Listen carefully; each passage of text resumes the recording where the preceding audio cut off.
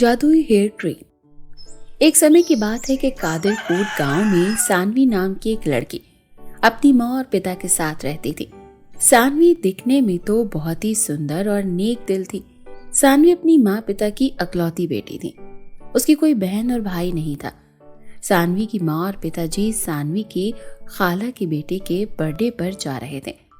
अचानक सड़क हादसे में सानवी की माँ और पिताजी की डेथ हो गई थी। सानवी की अच्छी परवरिश के लिए सानवी के मामा जी सानवी को अपने साथ अपने घर ले आए। सानवी के मामा जी की एक ही अपनी बेटी थी, रिया। रिया और उसकी माँ मलहन दोनों बहुत ही लालची और मक्कार औरत थी। वो दोनों माँ और बेटी सानवी को बिल्कुल भी पसंद नहीं करती थी। वो सानवी से घर के सारे काम करवाती और पूरा दिन उसे ताने दे दे कर खूब सताती। एक दिन सानवी की मामी मलहन सानवी से कहती है, सुन सानवी की बच्ची, आज मेरी सुंदर बेटी रिया को देखने वाले आ रहे हैं, इसलिए पूरे घर की अच्छी तरह से साफ सफाई कर दे। अच्छी तरह से झाड़ू पोछा लगाना, मिट्टी का एक भी जर्रा जमीन पर ना हो, और साथ उनके खाने के लिए स्वादिष्ट मजेदार बढ़िया सा खाना खाने के लिए तैयार रखना।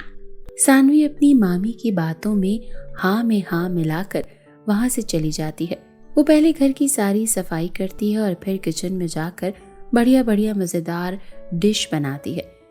शाम होती है तो सानवी की मामी की बेटी रिया को देखने वाले आते हैं। तभी सानवी मेहमानों के लिए चाय लेकर आती है। लड़की की माँ जब सानवी को देखती है तो झट से बोलती है, ये लड़की तो बहुत ही सुंदर है और इसके हाथों की चाय तो बहुत ही मजेदार है। ये लड़की कौन है? अरे बहन, ये हमारे घर की नौकरानी है। ए नौकरानी, तू यहाँ क्या कर रही है? चल दफा हो जाए यहाँ से और जाकर किचन में बर्तन साफ कर। सानवी की खूबसूरती देखने के बाद लड़की की माँ को रिया बिल्कुल भी पसंद नहीं आती और वो मलहन को जवाब देकर वहां से चली जाती है। उनके जाने के बाद रिया अपनी माँ से कहती है, माँ, उस मनहूस नौकरानी की वजह से आज मुझे देखने वाले मना कर गए। ऐ माँ, अब मैं घर पर बैठकर क्या करूँगी? माँ, क्या वो मनहूस नौकरानी मुझसे ज्यादा सुंदर है? रो मत मेरी सुंदर बेटी, तेरे से ज्यादा तो इस दुनिया में और कोई सुंदर है ही नहीं। चल आ, अब मेरे साथ उस मनहूस नौकरानी में अभी सबक सिखाती हूँ। इतना कहते ही दोनों माँ बेटी सानवी पर गुस्सा निकालने चली जाती हैं। मामी मलहन कहती है, अरे आज तेरी वजह से मेरी बेटी रिया की एक अमीर खानदान में शादी होते होते रह गई। तुझे तो इसकी सजा जरूर मिलेगी। लेकिन इसमें मेरी क्या गलती है? मैंने क्या किया है मामी जान? माँ, ये जानबूझकर लड़के वालों के सामने तैयार होकर गई थी। मैं तो कहती हूँ कि हम इसे बदसूरत गंजी टकली बना देते हैं और इसके बाल सारे के सारे काट देते हैं। फिर दोनों माँ बेटी मिलकर सानवी के सारे बाल कट कर देती हैं और उसे गंजी टकली कर देती हैं। सानवी पूरी की पूरी गंजी हो जाती है। माँ, अब इसे कोई पसंद नहीं करेगा, उल्टा इसे देखकर सब इसका मजाक उड़ाएंगे। सानवी रोते हुए वहां से चली जाती है और जाकर अपने रूम में सो जाती है। फिर अगले दिन जब वो घर के बाहर सफाई कर रही होती है तभी उसका पड़ोसी बिलाल उसकी हालत देखकर उसके पास आता है। बिलाल समझ जाता है कि उसकी मामी और रिया सानवी के साथ अच्छा सलूक नहीं करती, वो हमेशा उसे तकलीफ देती हैं। तो बिलाल को सानवी के ऊपर बहुत तरस आता है। सानवी को देखकर बिलाल को उससे प्यार हो जाता है। बिलाल सानवी से कहता है, मैं तुम्हारे बारे में सब जानता हूँ। तुम एक नेक दिल लड़की हो, इसीलिए मैं तुमसे शादी करना चाहता हूँ। मुझे तुमसे प्यार हो गया है सानवी। लेकिन मेरे सर पर बिल्कुल भी बाल नहीं है, मैं बहुत बदसूरत दिखती हूँ। तुम्हारे घर वाले मुझे बिल्कुल भी पसंद नहीं करेंगे। तुम्हारे लिए बेहतर यही होगा कि तुम कोई और लड़की ढूंढ लो। तुम इसकी चिंता मत करो, मुझे इसकी कोई प्रॉब्लम नहीं है और मेरे घर वालों को भी कोई प्रॉब्लम नहीं है। सुनो सानवी, मैं तुमसे बहुत प्यार करने लगा हूँ।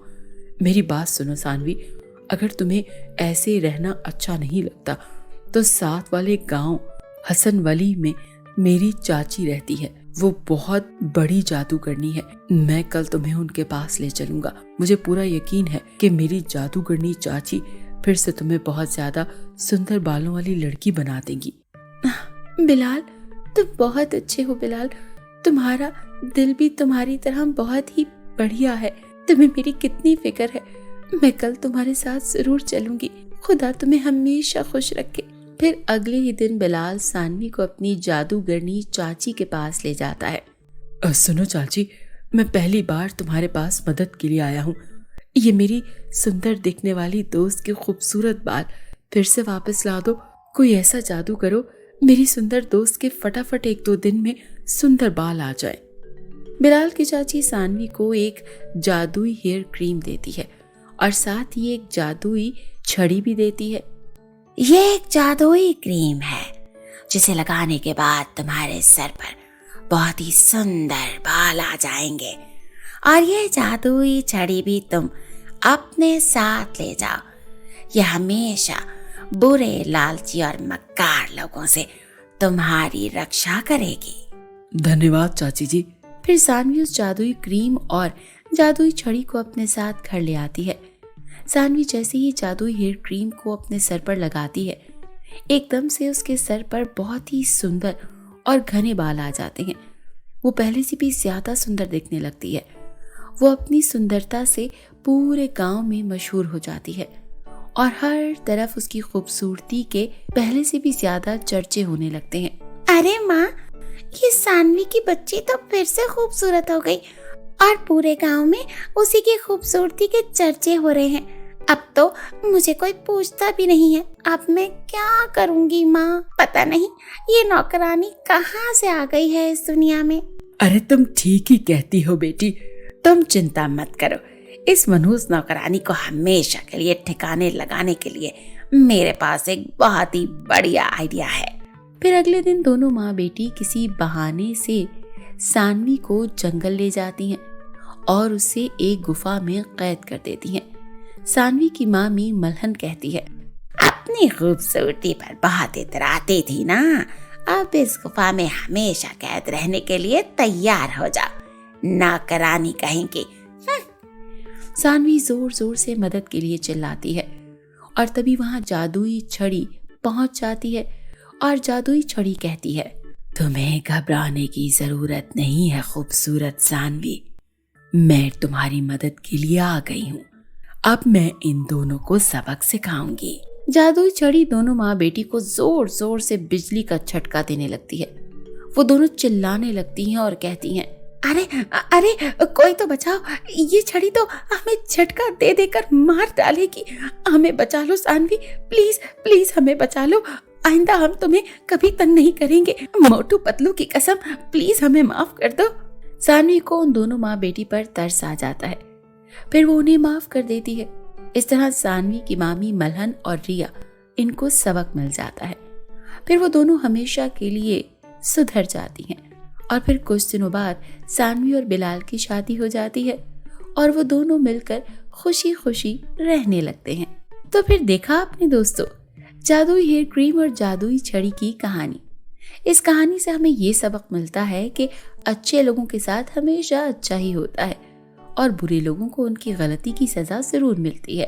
तो मेरे प्यारे दोस्तों, कैसी लगी आपको मेरी ये कहानी? मुझे कमेंट करके जरूर बताएं। और अगर आपको ये कहानी अच्छी लगी है तो अभी लाइक करें और अपने दोस्तों के साथ भी शेयर करें। और हाँ प्यारे दोस्तों, अगर आपने अभी तक मेरे चैनल को सब्सक्राइब नहीं किया तो जल्दी से नीचे सब्सक्राइब वाले बटन को दबाकर अभी सब्सक्राइब कर लें और साथ ही बेल आइकन को दबाना ना भूलना।